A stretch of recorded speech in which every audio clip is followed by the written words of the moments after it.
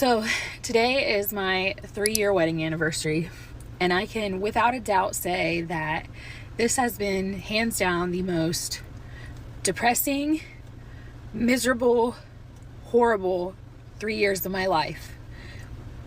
I have literally never been so depressed. I've never hated another person more than I hate the person that I married. While I run my ass off and I do everything for everybody in my life, like me, my kids, him, he goes to work and works enough. That's it. He works. Yeah, his job's hard. Yeah, his hours suck, but he works. That is all he does. I am in a different town because I had to take my kids to their football practice, and I asked him to watch our daughter, and you know what he did? He slept. He slept since he got home. What did I do? I did homework. I fed the kids. I took my son to speech. I went to the bank. I paid people to mow my yard because, he can't mow the yard anymore. I, like I said, made sure homework got done. I got them ready for football. I took them to football. I tried taking care of myself and went on a walk, but, when I started realizing I hadn't heard from him, I'm calling and calling and calling and begging for the bare minimum of him to watch our fucking daughter. Excuse my language. I'm just so upset. To watch our daughter, to cut up a watermelon, and to make dinner. I mean, that is absolutely bare minimum. That's not asking for much. And it's not even today. Oh, so then when he realizes that he's almost running out of time and we're going to be home soon, he's like, oh, I can't because I don't have this. So you know what a normal person would do? They'd be like, oh, I don't have that. Let me go get it. But guess what? He has 30 minutes until everybody's going to be home. So he's just like, I'm just not going to do anything. I'm just going to lay now because I waited so long and now I'm mad at myself. Now I'm just not going to do anything because F it. I am 30 years old and I'm literally begging for the bare minimum every single day. I am a married single mom. That's what I am. Yeah, I don't work. But the amount of weight I carry, I have been applying for jobs. I mean, I can tell you right now, the reason women stay in shit relationships is one, because they don't have the means to leave financially, like a house. Two, the idea of a family. I can tell you why I've stayed. Money. It's that simple. I wanted to be a stay-at-home mom. He used to want me to be a stay-at-home mom. Now he just doesn't care because he doesn't care about anything. I shouldn't have to wake a 32-year-old man up for work. No matter what shift, first, second, third, I shouldn't have to wake him up for work. I shouldn't have to tell him what time to set an alarm if I can't wake him up. I shouldn't have to call or make people go wake him up. I shouldn't tell a grown man that he probably should shower after working all day. I shouldn't have to tell him to brush his teeth. I shouldn't have to tell him to feed his kids while he's taking care of them. I shouldn't have to tell him to watch his kids. I shouldn't have to tell him what to put the kids in when it comes to clothes. I shouldn't have to tell him where the clothes are. He doesn't even know my kids' teachers' names. I shouldn't have to manage his schedule and mine and my kids. I shouldn't have to tell him, hey, you need to refill your medicine. Hey, you need a doctor's appointment. Hey, you should probably get your oil changed. Hey, your brakes don't sound good. Not only tell him, but then I have to call and schedule that oil change because will he do it himself? No. Will he call himself? No. I am raising another kid. And so what's going to happen when I get my job? I am going to be doing everything that I'm doing on top of working now. I shouldn't have to tell a grown man if he can and can't buy something because he doesn't know how much money we have, because never in his life has he ever downloaded a banking app on his phone. Never has he ever looked at a pay stub. Never has he ever even looked at a bill to see what it costs. So yeah, he might make the money, but who carries the financial weight? Who carries the way to budget the money? Who makes the grocery list? Who makes sure we have food so we can eat food? Who makes sure he has this, that, and everything else when all he gives a shit about is getting high and sleeping? Because you know what? If he's not high, he's not happy. I should not be begging a grown man for the bare minimum. On top of the bare minimum, I shouldn't have to deal with the anger outbursts, breaking my shit where my door won't even close, putting holes in my walls, threatening to kill me in front of my kids. The list could just go on and on. And yeah, I know I can leave because trust me, I am leaving. But People can't just walk out and leave one day when you have kids and 12 years of life wrapped up together. You gotta have a plan. You can't just walk away with nothing. You have to have a plan. My plan is in effect right now, but I just had a rant because I'm just baffled. I just don't want to spend another day like this. And I know I just got to get through a couple more days, couple more weeks. And then what? My kids lose their dad? When I quit forcing him to be one, when I quit forcing him to help, when he loses his job because he doesn't wake up himself, like I don't even know where I'm going with this. It's just not fair. Happy 3-year anniversary to me. Happy 3 years of misery. I mean, I'm trying so hard not to be bitter, but like, I've just never disliked somebody so much that I should love, that I just don't. In sickness and health, better or worse, like, no. Like, so destroy myself and destroy my kids to keep a vow? Nope. I don't even know where I'm going with this. I'm waiting to get my kids from football so I can go home to a fight that I already know I'm going to go home to. So I can figure out dinner at 8:30 at night and do showers and get everything ready for the next day to do it all over again. Moms literally cannot give up. You just can't give up because nobody else is going to pick up the pieces. Dads will check out. Dads will do this, dads will do that, but as a mom, you literally cannot, because you have to carry it. All right, I'm done ranting. I guess I should say, what a perfect day to wear my Patterson Law shirt. Problems with your ex, call Rex. If you need a good lawyer, he's your guy. But don't worry, I'm not going to need a lawyer because he's not going to fight for anything, because that's how little he cares, which, good for me, but sad for my kids. Fuck married. I long for the day to be single again. The only thing that's causing me to stay and stick it out is because I've been a housewife for 10 years. And to get back out there in the workforce with a mental illness, some fears that I have.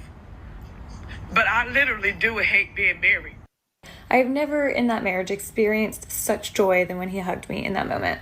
And he was asleep and he wasn't doing it intentionally. And that joy and elation carried me through the week. I was walking on cloud 9 because of that hug. And I kept thinking about it, and I started thinking, like, in hindsight, obviously, why am I so excited about a simple hug when he was unconscious? That's how little I had the affection that I needed. And it kind of clicked. I was like, that tiny little absolute nothing moment ended up being the best thing in my marriage that week. And that incident is what made me start kind of taking inventory of my relationship and taking a really hard look at it and realizing all the holes that were in my marriage. Okay, calm down. I did not divorce him because of the hug. It was years after that we ended up getting divorced. But it was just one of those things that kind of started getting my brain thinking. We all kind of have those like domino moments, don't we? Where something happens that makes us start thinking about all these other things that we need to be thinking about. Like you've woken up and you can now actually see your relationship for what it is. Anyways, it's such a random moment, but I've never forgotten that feeling. Hiding in the closet again. So my husband told me that he feels like I've checked out of our marriage for the last year or so. But what he doesn't realize is that it's not that I've checked out of the marriage.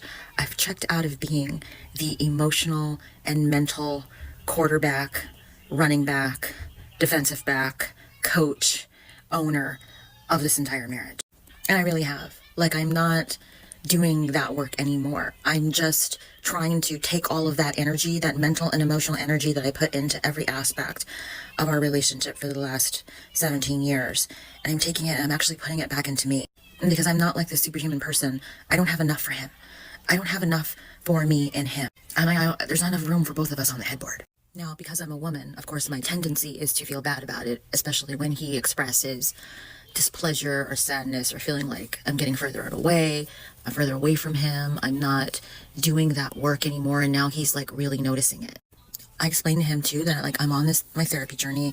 I'm not happy, and I'm not blaming him. I'm taking ownership of it myself and saying, hey, I've got work to do. I've got things that I have to do to get my head right, to get my spirit right, to get my soul right. I want to make plans for myself. I want to do things that make me happy, make me feel good about myself. And the fact is, it hasn't always been this relationship. This relationship has drained the shit out of me. But when I try to explain it to him, it's like I'm speaking, Chinese. Like he doesn't understand what I'm saying because I did it for so long. Like willingly and happily, I did all the planning for every aspect of our lives, everything that we've done. I'm always taking the first step. I'm always saying the first person to say I'm sorry. Like I'm always taking the lead in that mental and emotional space since the beginning of the marriage. I mean, I get it. I know he's used to it. It's what he's comfortable with. But I can't do it anymore. Like I just can't. I don't have enough for him.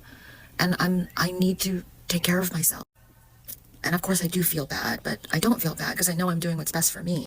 I matter. I'm a human being too. Actually, there's kind of a part of me that hopes that he looks at me and sees the work that I'm doing, and then maybe he might take it upon himself to do some work that he needs to do for himself. I don't know. That might be a pipe dream though. Getting in my car pissed, fuming, chasing my husband through the entire neighborhood in his car because he left during an argument and I wasn't done talking. My name is Christina. I learned how to be a wife the hard way so that you don't have to. I share real raw marriage lessons that everybody wants to hear, but nobody talks about. I was pulling in front of him, stopping, slamming on brakes, pulling to the side of him. A neighbor came out the house, told us we need to stop doing all that in the neighborhood. I told him we need to go back inside the house and mind your business. Like, it got bad, and this was all because I didn't know how to handle conflict in my marriage. If I could talk to myself before I was married, and the things that I would say, the first thing I would have told myself is just because you're not done talking doesn't mean that someone has to finish listening. I like reading people's anonymous confessions on Reddit, and I'll share with you some. So here we go. The title of this confession is I am starting to hate my husband. I am a 30-year-old female and I'm starting to hate my husband who is 33. Everything he does is becoming annoying. I cater to him. Honestly, I clean the entire house and take care of the kids and also work, bringing in way more income than him. I also cook all our meals. At this point, it's just like, what added value is he bringing to my life if I'm primarily taking care of the kids, raising the kids, financially contributing more, and oh, here is the kicker. I also do more when it comes to S. It's becoming a growing resentment that I'm pouring into his cup and no one is pouring into mine other than myself. What is getting me is that we live in a world where we toss relationships left and right over frustrations. So I'm not leaning towards a divorce or leaving him because he is a good guy. But is he a great partner? Debatable. But is this for the worst part of my marriage because simply I just can't? Some things that my soon-to-be ex-husband used to do that I didn't realize wasn't normal until after I left. When the Wi-Fi guy came to install our internet, he made me FaceTime him the entire time because he said that I might try and sleep with him, and then he still accused me of sleeping with him, saying that I could have slept with him before I called him or after I hung up the phone. Didn't tell me happy birthday until right before I fell asleep on my birthday, 2 months after we got married. Gaslit and manipulated me into not having a job and said, I just want you to be a stay-at-home wife. And then when money problems would come up or any kind of issue with me would come up, he would complain about how I didn't have a job and how I'm just mooching off of him. Only came home and ate dinner with me maybe twice a week because he was at his parents' or his brother's house. He did not get me a Christmas present, but instead he gave me his debit card and said, don't know what you want, you got $50, go get yourself something nice. Complained and told me that I was folding his clothes wrong when he never ever did laundry, wash clothes, nothing. He told me over a year after we'd been married and I was pregnant that he wanted multiple wives, and then he was upset that I was upset about it. Got pissed when my parents bought us groceries one time. Told me that he didn't believe that our son was his son, and when I said get a paternity test, he said, I don't even want to because it could be so close to my brother's DNA that you probably slept with that it would just say that it was mine and I would still never know.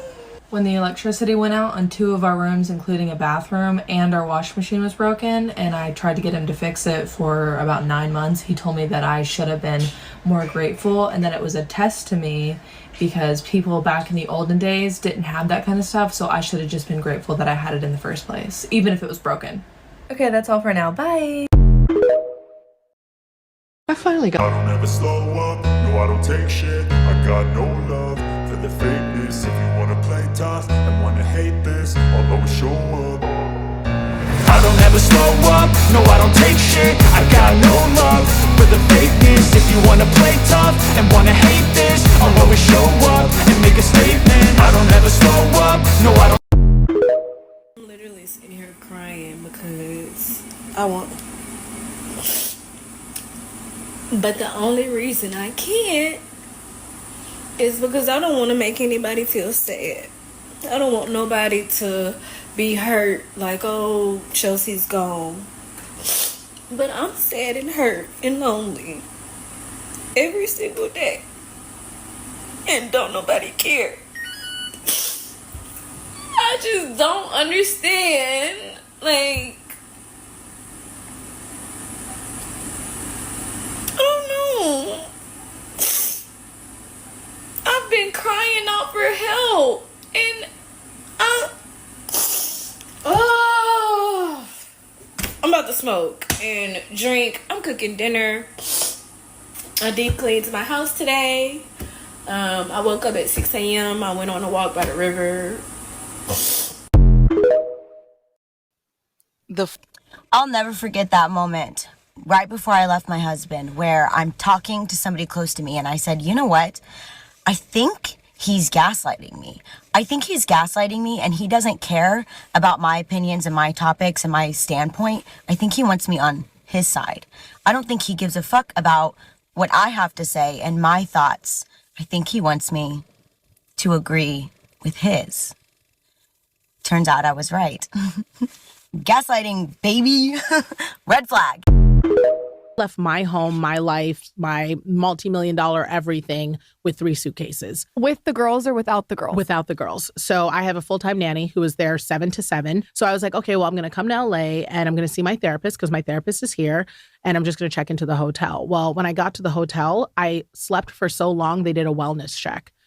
And they knocked on the door to make sure I was okay because I hadn't ordered any food and no one had seen me. And I could barely talk when they did the wellness check because I hadn't had water in so long. You were just out because you were so exhausted? I was out. I was physically exhausted and sick. How many hours is this? I would say it was probably, I want to say 30 hours. After I got up, I remember just being in a stupor and feeling like I could only mentally take one thing in front of me. So it was like, okay, drink water. Okay, eat some food. Lay back down. And then finally, I actually just told my sister, I said, can you please check in on the kids? Because I don't know if I'll be able to. You know, I mean, it was just really step by step. And I think that's very similar for a lot of women. Your husband's not going to change, and here's why. This is going to sound harsh, but I think a lot of people actually just really need to hear the truth. And it's because he doesn't care. It doesn't benefit him to change. Approaching your husband again to discuss an issue, whether it's household inequity, you not feeling considered, you not feeling like he's putting any time and effort into it, is likely going to fall on deaf ears because he's been exploiting your time, your labor, your energy. And if he didn't care when he started doing it, he's not going to care now. Because this likely isn't the first time that you've approached him with an issue. This isn't the first time you've tried to explain your needs to him or how you feel unsupported. If he didn't hear you out, listen, learn, and change the very first time you brought these issues up to him, it's not going to happen now. And this goes for all aspects. If you bring up an issue to him and he either says that you're holding him to an unfair standard or he's gaslighting you about minimizing your emotions, it's because he doesn't care and it doesn't benefit him to change. And there's no consequence when he doesn't. Because there's no consequence if he doesn't change. Eventually, things are going to go back to how they were. You're going to stop nagging him and he's going to be fine with it until you bring it up again. And then again, nothing happens because there's no consequences. So why would he want to change? It's like with kids. You can threaten and ask and threaten and ask and threaten and ask, but the second you don't follow through with it, they know that they can get away with it because there's no consequences for it. I'm not saying you should threaten to leave and upend your marriage at the very first sign of something going wrong, but if he doesn't change the first time you bring it up, he doesn't care and it's not going to change. I often have women come to me and ask me for recommendations of books or things that they can do to help their marriage or help reconnect with their partner. And I had a woman ask me the other day, the same thing. Do you have any book recommendations? They're in couples counseling right now.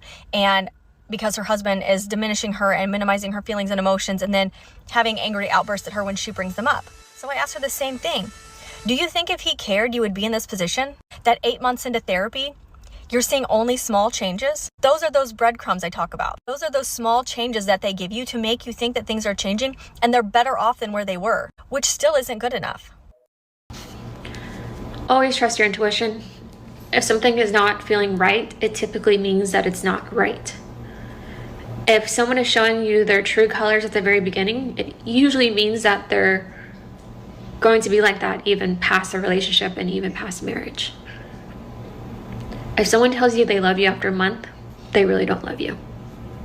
They might like the idea of loving you. They might like the idea of you, but they really don't love you. And if you don't love yourself, you're not going to be self-aware that that is not okay. That is a red flag in its own. And you're going to end up attracting a narcissist who made you feel crazy for feeling like you can't trust them, for making you feel crazy for allowing his patterns continue, his patterns to show you that that's who he is. He's not going to change. He's going to tell you all these amazing things and words and apologize, but his actions prove something else. His actions show you exactly the type of person he's going to be. So don't let that fool you. And don't think that a marriage is going to fix that. Don't make the same mistake I did. Because I didn't love myself enough to not realize this at the very beginning. I'm glad that I have the courage now to see this when it's only been 6 months of knowing each other and 3 months of marriage. Now I am going through annulment. I would never wish that on anyone. I owe it to my future self to work on myself, to love myself so much that I will never allow anyone to disrupt my peace again. I will never allow anyone to just say words and not follow up with actions. I will never allow someone to make me feel crazy for feeling a certain way and for communicating on how I feel based on that person's actions. I will never allow that to happen again, because I know I'm going to get to the point where I'm going to come out stronger than this. It fucking hurts. It hurts so much right now. But I know this is the best decision for myself, so I don't make the same mistake in the future. Don't make the same mistake I did, because it hurts like hell. But I know I'm going to come out stronger, and I hope this helps someone who's going through some things very similar, or prevents you from making a decision that you shouldn't be making as far as marrying the person that's making you feel this way. Trust your intuition. I'm an attorney, and one question I have seen a lot since season 3 of Bridgerton came out is, what is the difference between a divorce and an annulment? So to be clear, a divorce is a dissolution of a valid legal marriage, meaning it is an ending of a marriage that was properly formed and properly existed. The main difference is the grounds, meaning the justification that you're going to need to obtain an annulment versus just a divorce, and then the legal effect that an annulment has on a marriage. However, when someone files for an annulment, they want the court to recognize that that marriage itself is null and void, meaning that it never should have existed in the first place. Now, a court is not just going to annul a marriage because you wish it hadn't existed, because it's embarrassing or you regret it. You're going to have to prove very specific grounds, meaning that there was fraud at the time the marriage was entered into, somebody was coerced, someone didn't have mental capacity to enter into the marriage, or someone was underage. This is very different than the grounds for divorce, where there all you need to prove is that after you entered into the marriage, issues arose like irreconcilable differences, abuse, or abandonment.